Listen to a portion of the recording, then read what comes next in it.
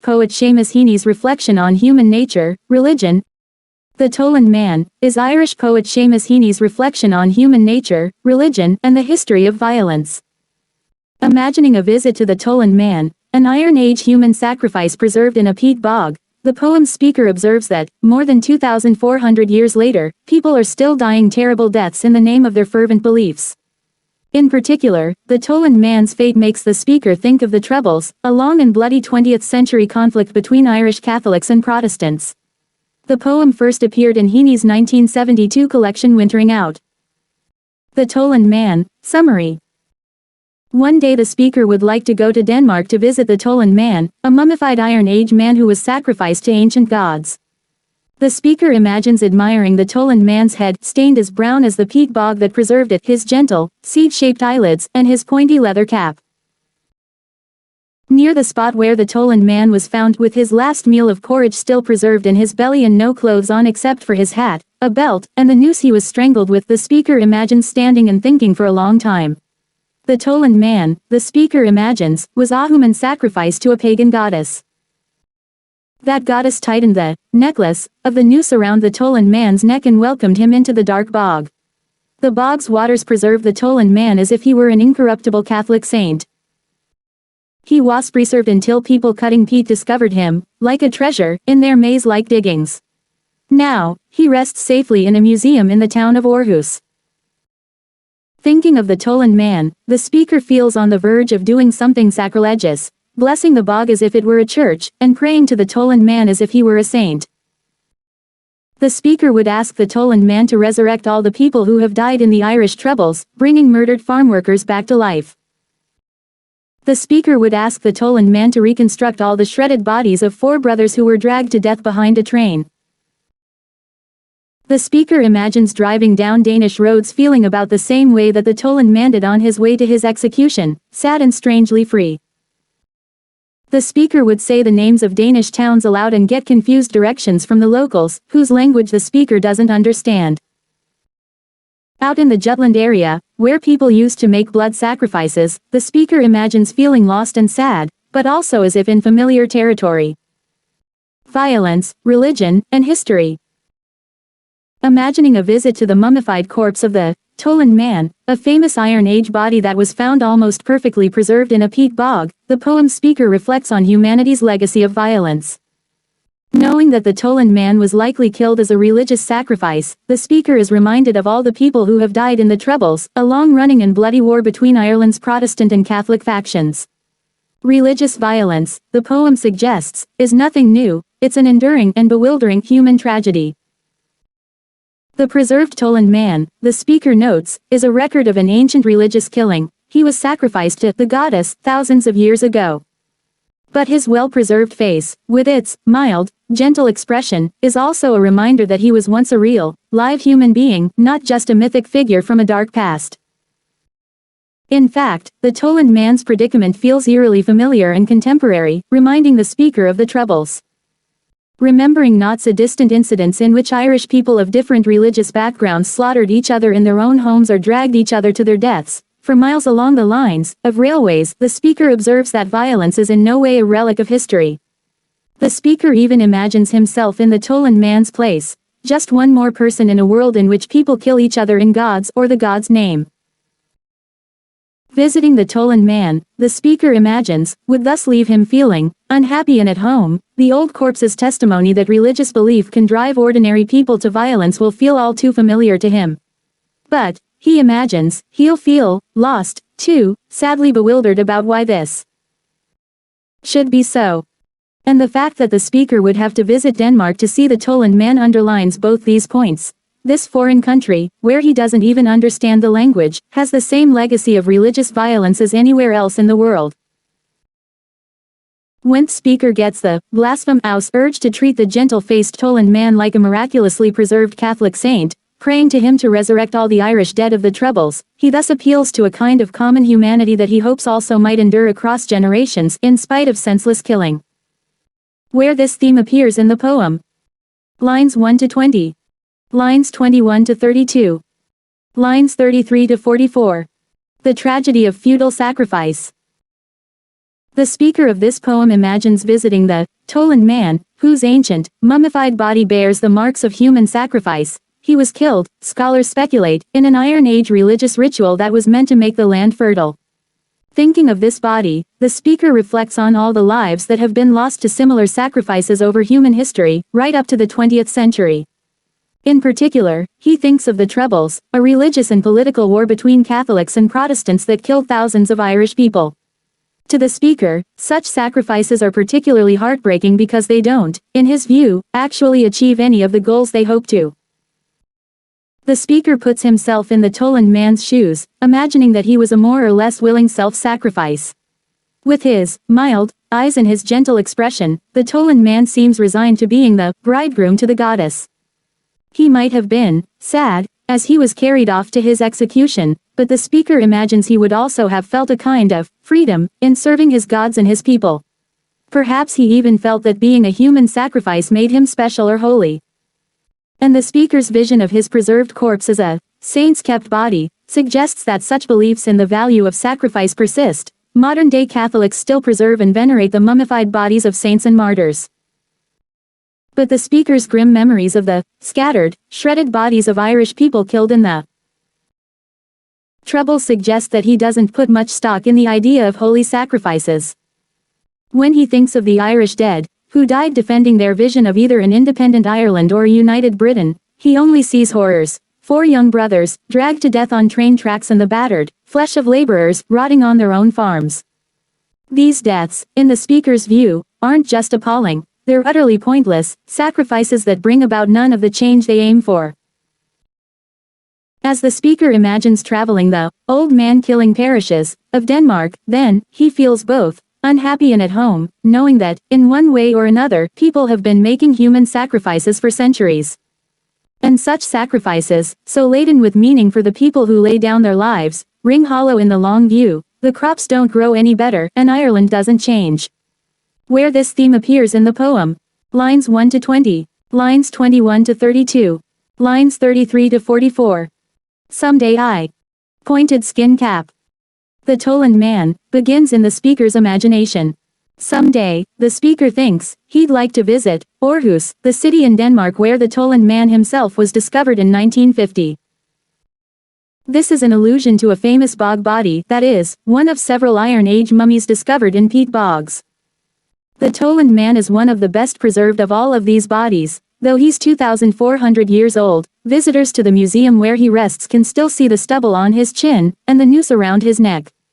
Many researchers believe that he was strangled as part of a religious ritual, a human sacrifice to appease nature gods. But at the outset of the poem, the speaker isn't focused so much on the Tolland man's grim fate. Instead, he's looking at his calm, gentle face.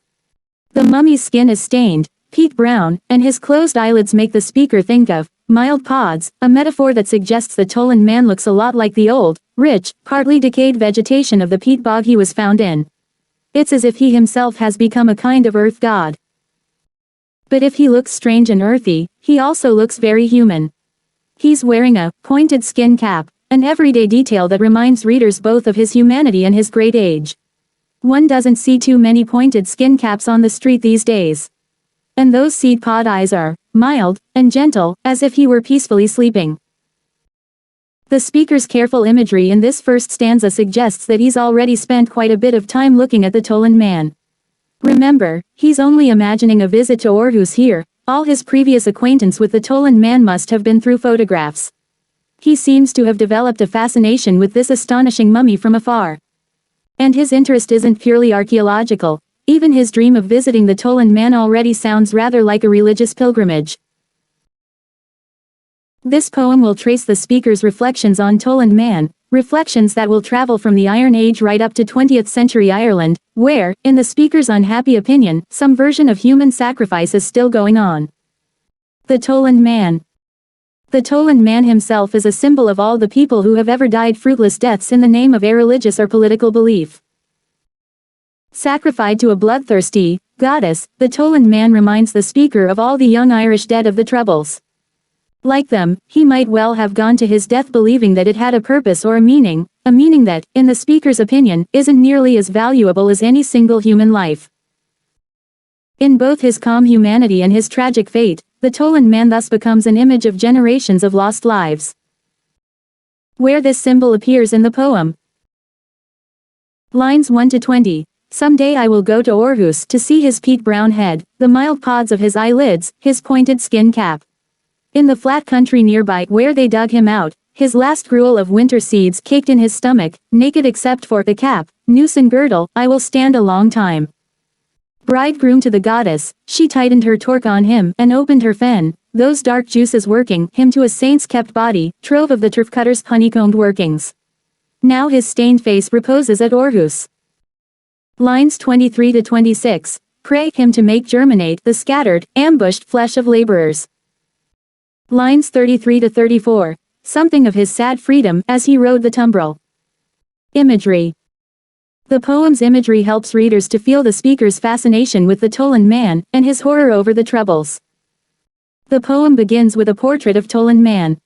Preserved in a bog for millennia, he seems almost to have become part of the earth. His skin is the same, peat brown, as the earth around him, and his eyelids have become mild pods, like the ancient plant matter that makes up peat. His pointed skin cap feels earthy, too, and also marks him out as someone from a distant, long-vanished culture. This imagery paints the Tolland Man, not just as an earthy figure, but as a gentle one. Anyone who's seen a picture of the Tolland Man will know that he looks as if he were sleeping. The speaker's attention to his mild eyelids captures that peaceful feeling. The poem's next images, however, paint a more forensic picture. The speaker knows that the Tolland Man's last gruel was caked in his stomach, preserved and compressed just like his flesh. But of course, one can't cut open a sleeping person's stomach to find out what they ate. This image underlines Tolland Man's emphatic deadness. The Tolland Man isn't just a peaceful sleeper or a crime scene body, however, he's also a religious sacrifice. When the speaker imagines how the goddess allowed the dark juices of the bog to slowly stew the Tolland Man, his imagery suggests that those dark juices might be not just literally dark-colored but full of sinister magic. After this portrait of the Tolland Man as a calm sleeper, a crime victim, and a sacrifice, the speaker's pictures of the Irish dead feel a lot simpler and grimmer. Like the Tolland Man, some of these figures are marked by their clothing, their stockinged corpses, looking vulnerable in their socks as they lie dead in their own farmyards. Some, though, have been reduced to telltale skin and teeth flecking the sleepers, mere stains and scraps, speckling the railroad upon which they were dragged to death. The poem's imagery thus helps readers to imagine all these different and similar dead bodies, their shared humanity and their shared suffering. Where imagery appears in the poem. Lines 2 to 4. His peat brown head, the mild pods of his eyelids, his pointed skin cap. Lines 7 to 8. His last gruel of winter seeds caked in his stomach.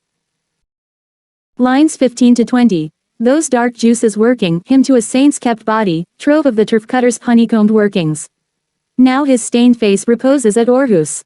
Lines 27 to 28. Stockinged corpses laid out in the farmyards. Lines 29 to 30. Telltale skin and teeth flecking the sleepers. In the first part of the poem, the speaker says that, someday, he'll make a trip to Denmark to visit the Tolland Man in a museum in Aarhus. But such a visit, he thinks, will also carry him into Denmark's distant past. He imagines standing on the flat country, where the Tolland Man was unearthed, and then envisions himself as the Tolland Man on his way to be sacrificed to the goddess, in a dark, boggy fen, almost 2,500 years ago. But these thoughts also carry him to the more recent past in Ireland, the atrocities of the Troubles, in which human bodies were battered to mere flesh, skin, and teeth. The ordinary farmyard landscape of these horrors, in the speaker's mind, has rather a lot in common with the windswept swamps where the Tolland Man died. Both times and places sanctioned dreadful violence by claiming it was righteous or holy. By leaping around in time and space, the poem makes its central point clear. Pointless killings in the name of religious or political belief have been around as long as humanity has. Literary and historical context of the Tolland Man. Literary context. Seamus Heaney (1939–2013) was an important Irish poet, translator, and essayist. Much of Heaney's poetry is grounded in his native landscape. Born in majority Protestant Northern Ireland to a Catholic family, he saw the terrors of the Troubles firsthand, and often reflected on that long-running bloodbath in his verse. The Tolland Man is just one example among many. But Heaney also loved the Irish countryside, and much of his richly atmospheric poetry takes place in the Ireland of his youth. He was interested, not only in Ireland's natural beauty, but in the difficult lives of the people who worked the land, and his poems often strike a balance between grounded realism and lyrical poignancy. Some see Heaney as a descendant of romantic poets like William Wordsworth, whose poetry similarly described ordinary life and rural landscapes in plain-spoken language. Heaney also admired poets like Robert Frost and Ted Hughes, who found deep and sometimes mythic significance in everyday scenes. But Heaney was also deeply influenced by much older poetry. A scholar of Old English, he made an acclaimed translation of Beowulf, and his poetry sometimes borrows from Old English verse, using kennings and accentual meter. Unlike a lot of poets, Heaney was both a popular and critical success during his lifetime and became a well-known man of letters. He was awarded the 1995 Nobel Prize for Literature and served as honorary professor of poetry at Oxford University. Historical context. Seamus Heaney became interested in bog bodies when he read Danish archaeologist P.V. Glob's book, The Bog People. The stories of these Iron Age mummies reminded Heaney of his own Irish childhood. He grew up near a bog, in which people harvesting peat would often unearth the remains of ancient creatures and cultures. In his poem, Bogland, for instance, Heaney recalls the time his neighbors pulled the skeleton of an extinct Irish elk out of the turf. The book's images of the bog mummies also made Heaney think of other pictures of corpses, the endless news photos of contemporary Irish people who were murdered during the Troubles. This long-running 20th-century conflict pitted Protestants, who mostly wanted Northern Ireland to remain part of the UK, against Catholics, who mostly wanted Northern Ireland to be part of a separate and independent Irish state. The sectarian violence these political, religious divisions provoked killed thousands of people. The Tolland Man died c. 405 to 380 BC is a naturally mummified corpse of a man who lived during the 5th century BC, during the period characterized in Scandinavia as the pre-Roman Iron Age. He was found in 1950, preserved as a bog body, near Silkeborg on the Jutland Peninsula in Denmark. The man's physical features were so well preserved that he was mistaken for a recent murder victim. 12 years before his discovery, another bog body, Elling woman, was found in the same bog. Tolland Man. The cause of death has been determined to be by hanging. Scholars believe the man was a human sacrifice, rather than an executed criminal, because of the arranged position of his body, and his eyes and mouth being closed. On 8 May 1950, peat cutters Viggo and Emil Hodggaard discovered a corpse in the peat layer of the Bjælskovdal peat bog, 12 kilometers (7.5 miles) west of Silkeborg, Denmark, which was so well preserved that they at first believed they had discovered a recent murder victim. The Tolland Man lay 60 meters (200 feet) away from firm ground, buried under 2.3 meters (7 feet 7 in) of peat, his body arranged in a fetal position. 6. He wore a pointed skin cap of sheepskin and wool, fastened under his chin by a hide thong, and a smooth hide belt around his waist. Additionally, a noose made of plaited animal hide was drawn tight around his neck and trailed down his back. 2. Other than these, the body was naked. His hair was cropped so short as to be almost entirely hidden by his cap. There was short stubble 1 mm (0.039 in length on his chin and upper lip, suggesting that he was usually clean-shaven but had not shaved on the day of his death. 7. The Tolland Man was approximately 40 years old. The Tolland Man's last meal consisted of a porridge with barley, flax, wildweed seeds, and some fish. Nobel Prize-winning Irish poet Seamus Heaney wrote a series of poems inspired by P.V. Glob's study of the mummified Iron Age bodies found in Jutland's peat bogs, finding contemporary political relevance in the relics of the ritualistic killings. 19. Heaney's poem, The Tolland Man, published in his Wintering Out collection, compares the ritual sacrifice to those who died in the sectarian violence of the Troubles. 19. Heaney wrote an excerpt from the poem in the Tolland Man exhibit's guest book in 1973. 20. British author Margaret Drabble, in her 1989 novel A Natural Curiosity, uses her character's obsession with the Tolland Man to provide a satirical criticism of Margaret Thatcher's modern England. 21. 22. Tolland Man is featured in several songs. Tolland Man, 1995 by the American folk band The Mountain Goats and Curse of the Tolland Man, 2004 by the English rock band The Darkness. Tolland Man was mentioned in the episode, Mummy in the Maze, of the American television series Bones 23 and was also mentioned in the 2016 movie Sacrifice in which a bog body was found in the Shetland Islands. He is also the subject of the modern novel Meet Me at the Museum, by Anne Youngson. One of the primary characters is a fictional curator at the Silkburg Museum, who writes letters to an English woman, musing on the life and death of the Tolland Man.